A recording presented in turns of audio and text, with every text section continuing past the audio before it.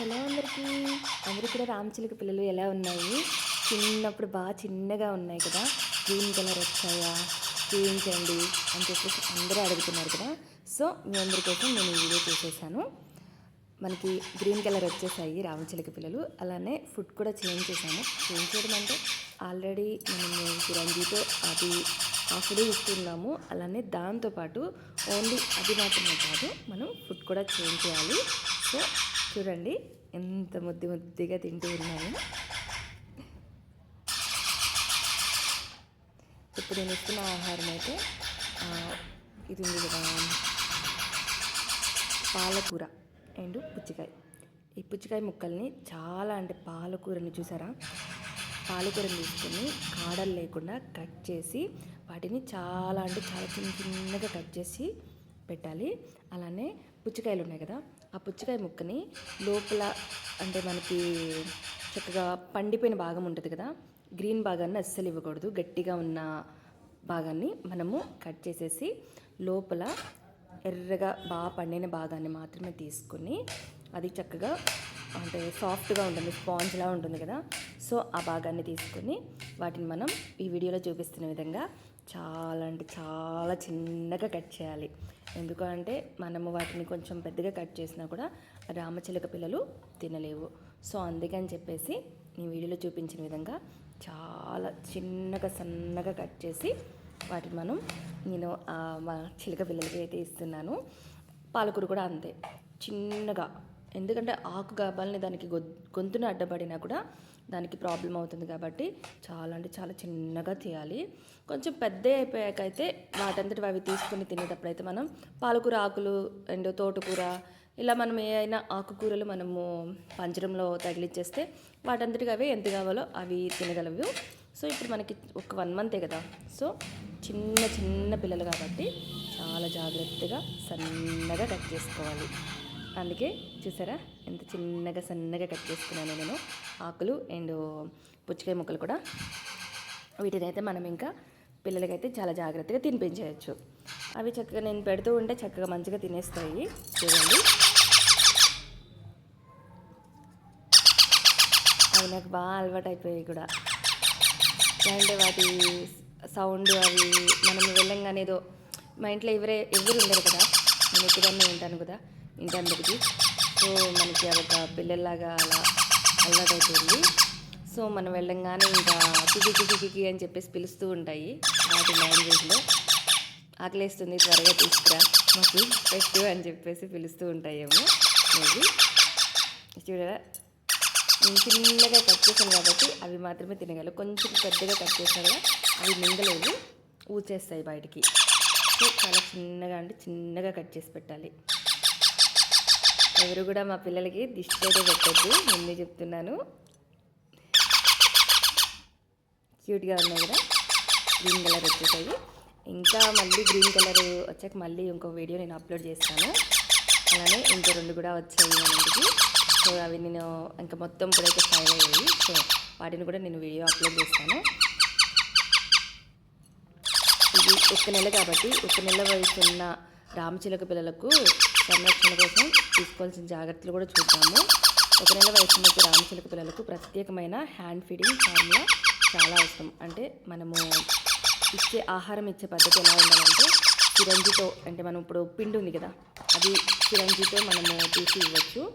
లేదా చేతితో ఆహారం అందించేదేమో ఈ పద్ధతిలో మనం ఫ్రూట్స్ కానీ ఆకుకూరలు కానీ చాలా చిన్నగా కట్ చేసి ఇలా మనం చేతితో ఆహారం అందించవచ్చు.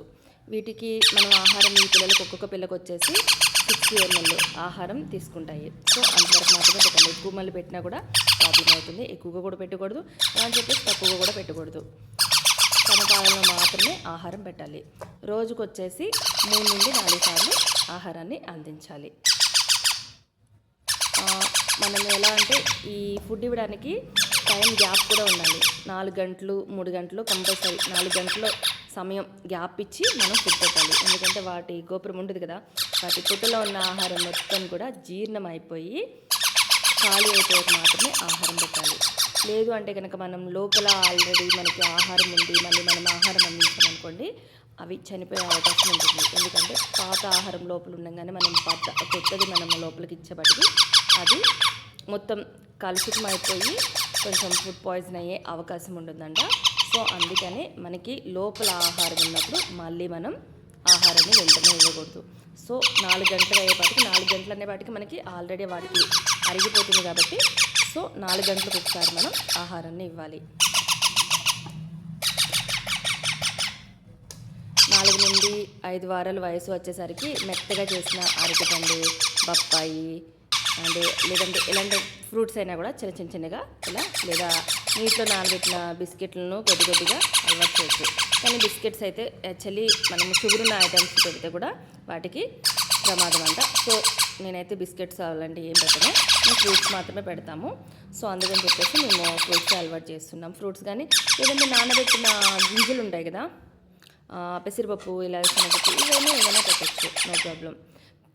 పిల్లలకు ఆరోగ్యంగా ఉండడానికి మనము వాటికి అరేంజ్ చేసిన గది మాత్రం ఉష్ణోగ్రత సుమారుగా 25 degrees నుండి 28 degrees సెల్సియస్ వరకు ఉండొచ్చు. ఒకవేళ ఫ్యాన్ వేసినా కూడా ఫ్యాన్ వేస్తే కనుక 78 to 82 అలా మధ్య ఉండాలంట. ఒక చిన్న బాక్స్లో మెత్తటి కాగితాలు లేదా చెక్క పొట్టు వేసి గుడిలో అమర్చాలి. మనకైతే నార్మల్గా అప్పుడు అమర్చాము. సో ఇప్పుడైతే కొంచెం పెద్ద అయిపోయాయి కదా, కొంచెం మా మరిది అయితే డైలీ వాటికి క్లాత్స్ కట్ చేసి వాటిని పెడుతూ ఉంటాడు.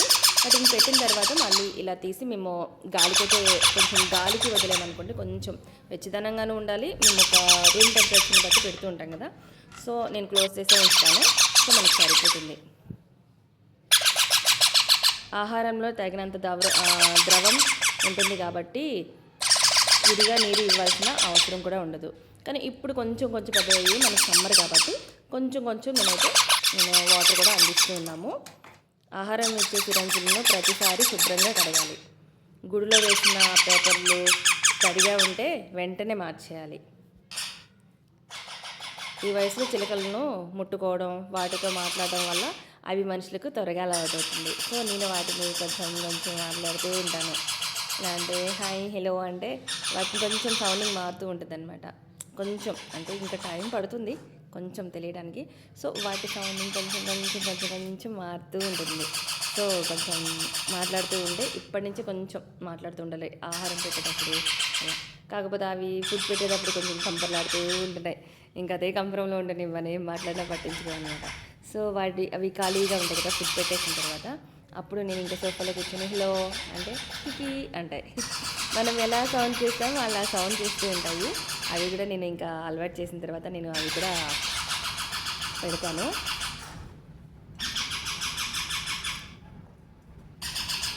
కానీ ఇవైతే మాకు చాలా అలవాటు అయిపోయినాయి. అలానే మనతో డైలీ లైవ్ చూస్తూ ఉంటారు కదా, లైవ్లో చూస్తున్న వాళ్ళందరూ కూడా అలానే మనకి ఇంతకుముందు నేను ఒక వీడియో కూడా అప్లోడ్ చేశాను. అంటే మనకి చాలా చిన్న వయసులో తీసుకొచ్చాం కదా, నేనైతే వాటిని చాలా డౌట్ పడుతూ ఉండేదాన్ని. అసలు ఇవి నిజంగా రామచలు పిల్లలేనా, నేను వదిలితే ఎన్నిసార్లు అడిగాను.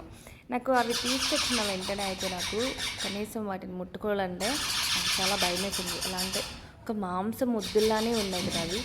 మీరు చూసుంటారు కదా, అసలు స్టార్టింగ్లో చిన్న ఈక కూడా లేదు, వాటి మీద అసలు జుట్టు అనేది లేదు, ఓన్లీ మాంసం ముద్దుల్లాగా అలా పిల్లల్లా ఉన్నాయి. నాకైతే వాటిని ముట్టుకోవడానికి చాలా భయం వేసేది. పింకిష్ కలర్లో ఓన్లీ వాటి స్కిన్ మాత్రమే ఉండేది. నాకైతే అసలు చాలా అంటే చాలా భయం వేసేది ముట్టుకోవడానికి. కానీ ఇప్పుడైతే అలర్ట్ అయిపోయింది. ఇంకా వాటికి ఇంకా వీళ్ళు ఇంట్లో ఉంటారు కదా, మా మరిదేమో పొద్దున ఒకసారి సాయంత్రం ఒకసారి ఇచ్చేసి వెళ్ళిపోతారు కదా. సో ఇంకా మిగతా డే మొత్తం మ్యాక్సిమం డే మొత్తమే కదా వాటికి ఆహారాన్ని కానీ వాటితో ఎక్కువగా టైం స్పెండ్ చేసేది కూడా. సో అందుకని చెప్పేసి నేను ఎక్కువగా వాటితో ఉండేది. నేను పగలంతా నేను ఉంటాను కాబట్టి కొంచెం అలవాటు అయిపోయింది. స్టార్టింగ్ నుంచి కూడా నేనే ఫుడ్ ఇస్తూ ఉన్నాను కదా, సో అలవాటు అయిపోయింది అనమాట. అవి ఏంటో అవి కొంచెం కనిపించుకుని కొద్దిసేపటికి నా దగ్గరికి వచ్చి అయితే మాట్లాడుతుంటాను. నేను అసలు జస్ట్ నేను అప్పటి వరకు సైలెంట్గా ఉంటాయి. నేను ఇలా అడుగు పెట్టంగానే పిలుస్తూ ఉంటాయి, కికి అని సౌండ్ ఏదో ఒకటి సౌండ్ చేస్తూ ఉంటాయి. నేను అవి ఎలా పిలుస్తున్నాయో నేను అలా సౌండ్ చేస్తూ ఉంటే ఇంకా సౌండ్ చేస్తాయి. కానీ నీవే ఈ పొజిషన్కి అయితే తీసుకొచ్చాము. నెక్స్ట్ ఇంకా మా మరిది కూడా ఆహారం పెట్టేటప్పుడు నేను కొంచెం వీడియోస్ కూడా తీశాను. అలానే ఇంకా ఫుడ్ చేంజ్ చేసాం కూడా. ఇంకొక 2 పిల్లలు వచ్చాయి కదా, వేరే వాళ్ళకి ఇచ్చాం కదా 2 పిల్లలు. వాళ్ళు ఏంటంటే సరిగ్గా ఫుడ్ పెట్టకపోవడం మూలంగా అవి సన్నగా అయిపోతున్నాయి. సో అందుకని చెప్పేసి మా మరిది ఇంకా ఇష్టం లేక వాటిని కూడా మాకు దగ్గరికి తీసుకొచ్చేసాడు. మొత్తం ఇప్పుడైతే 5 అయ్యాయి. ఆ 5 కూడా ఒకసారి నేను వీడియో తీసి వాటికి ఏమేమి ఆహారం పెడుతున్నామో నేను నెక్స్ట్ ఒక 3-4 డేస్ తర్వాత మళ్ళీ నేను ఆ వీడియో కూడా అప్లోడ్ చేస్తాను. సో ఇదేనండి మన రామచిలుకల పిల్లలని సంరక్షణ చేసే విధానం. సో మీకు కనుక ఈ వీడియో నచ్చినట్లయితే లైక్ చేయండి, షేర్ చేయండి, సబ్స్క్రైబ్ చేసుకోవడం మాత్రం మర్చిపోవద్దండి. అలానే మీకు ఎలా ఉందో నాకు ఒక కామెంట్ రూపంలో తెలియజేయండి. Thank you so much.